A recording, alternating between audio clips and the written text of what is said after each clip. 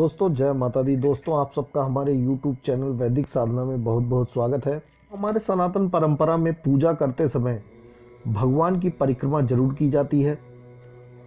परिक्रमा पूजा का ही एक भाग होता है। भगवान की मूर्ति के अलावा कई लोग मंदिर व पवित्र पेड़ों की भी परिक्रमा करते हैं।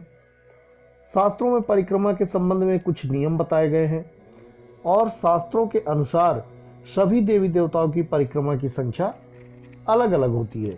हमारे सनातन धर्म में परिक्रमा का बड़ा महत्व है। परिक्रमा से अभिप्राय है कि सामान्य स्थान या किसी व्यक्ति के चारों ओर उसकी वाहिनी तरफ से घूमना। तो दोस्तों आज के वीडियो में हम आपको बताएंगे कि किस देवता की कितनी परिक्रमा की जाती है और परिक्रमा क्यों करनी चाहिए। इसका धार्मिक, व्यवहारिक और वैज्ञानिक कारण भी बताएंगे और परिक्रमा करने के क्या लाभ है और परिक्रमा करते समय किन किन सावधानियों का विशेष ध्यान रखना चाहिए।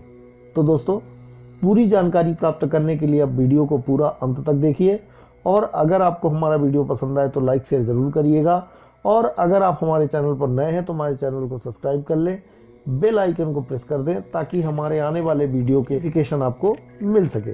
तो चलिए फिर शुरू करते हैं और बात करते हैं परिक्रमा के बारे में। तो इसको प्रदक्षिणा भी कहते हैं जो कि षोडशोपचार पूजा का एक अंग है। प्रदक्षिणा की प्रथा अति प्राचीन है। वैदिक काल से ही इसे व्यक्ति, देव, मूर्ति, पवित्र स्थानों को प्रभावित करने या सम्मान प्रदर्शन का कार्य समझा जाता रहा है। दुनिया में सभी धर्मों में परिक्रमा का प्रचलन सनातन धर्म की ही देन है। काबा में भी परिक्रमा की जाती है तो बोधगया में भी की जाती है। प्रदक्षिणा में व्यक्ति का दाहिना अंग देवता की ओर होता है। इसे परिक्रमा के नाम से प्रायः जाना जाता है। प्रदक्षिणा का प्राथमिक कारण सूर्यदेव की दैनिक चाल से संबंधित है।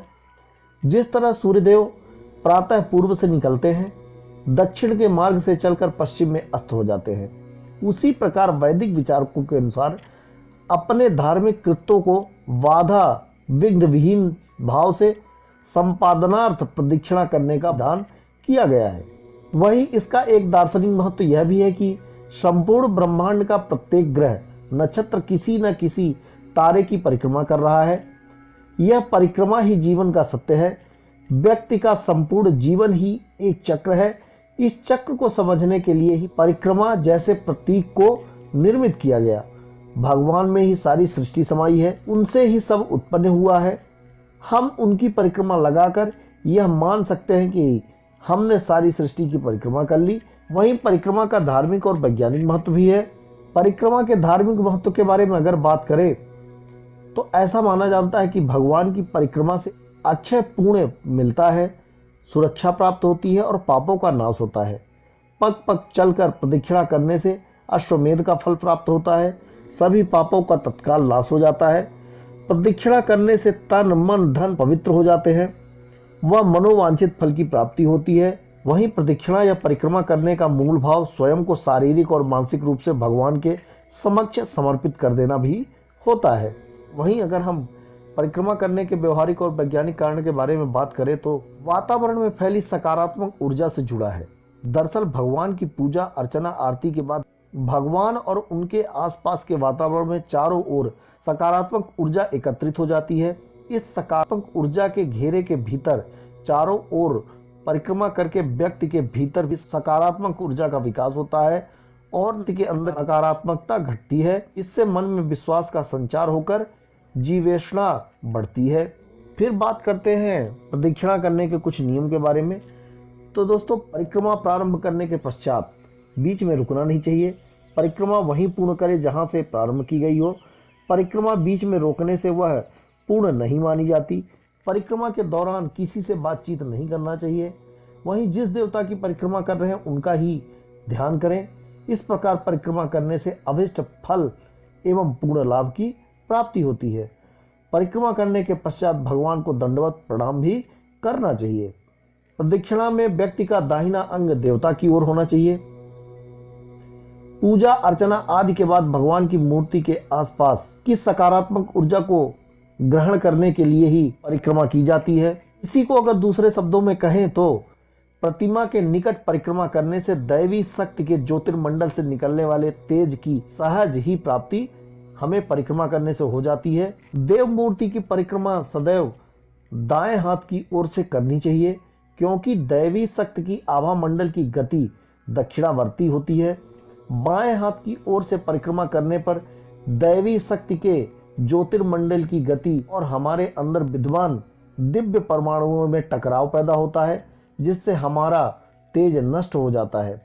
जाने अनजाने की गई उल्टी परिक्रमा का दुष्परिणाम हमें भोगना पड़ता है। दोस्तों, अब हम बात करते हैं किस देवता की कितनी परिक्रमा करना चाहिए। तो दोस्तों, शास्त्रों के अनुसार पूजा के समय सभी देवी देवताओं की परिक्रमा करने की परंपरा है। इन सभी देवी देवताओं की परिक्रमा की संख्या अलग अलग बताई गई है, जैसे दुर्गा जी की 1, सूर्य की 7, गणेश की 3, विष्णु जी के सभी अवतारों की 4 परिक्रमा और शिव की आधी प्रदक्षिणा करना चाहिए। श्री गणेश जी की 3 परिक्रमा ही करनी चाहिए, जिससे गणेश जी भक्त को रिद्धि सिद्धि सहित समृद्धि का वर प्रदान करते हैं। वहीं श्री राम के परम भक्त पवन पुत्र हनुमान जी की भी 3 परिक्रमा करने का विधान है। माता दुर्गा की 1 ही परिक्रमा करने का विधान बताया गया है। माता अपने भक्तों को शक्ति प्रदान करती हैं। शक्ति प्राप्ति के लिए माता की परिक्रमा की जाती है। वहीं भगवान श्री नारायण अर्थात भगवान विष्णु और उनके अवतारों यानी भगवान श्री कृष्ण और भगवान श्री रामचंद्र जी की भी 4 परिक्रमा का विधान है। और भगवान नारायण की 4 परिक्रमा करने से अक्षय पुण्य की प्राप्ति होती है। एकमात्र प्रत्यक्ष देवता भगवान सूर्य की 7 परिक्रमा करने से सारी मनोकामनाएं जल्द पूर्ण हो जाती हैं।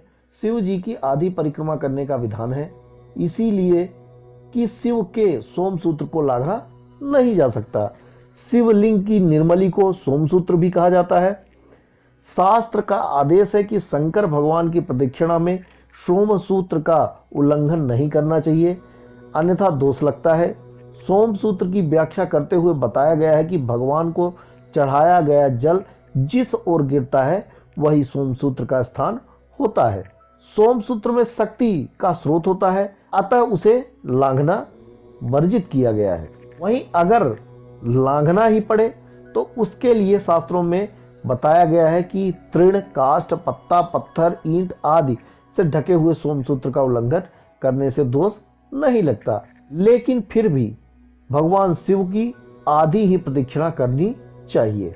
दोस्तों, आज के वीडियो में हमने आपको देवी देवताओं के प्रदक्षिणा से जुड़ी हुई सभी बातों के बारे में जानकारी दी। तो दोस्तों, उम्मीद और आशा करते हैं कि आपको हमारा वीडियो पसंद आएगा। दोस्तों, अगर आपको हमारा वीडियो पसंद आए तो आप हमारे वीडियो को लाइक शेयर जरूर करिएगा। आज का हमारा वीडियो बस यहीं तक था। अब मैं आपसे विदा लूंगा, फिर मिलूंगा अगले वीडियो पर एक नई जानकारी के साथ।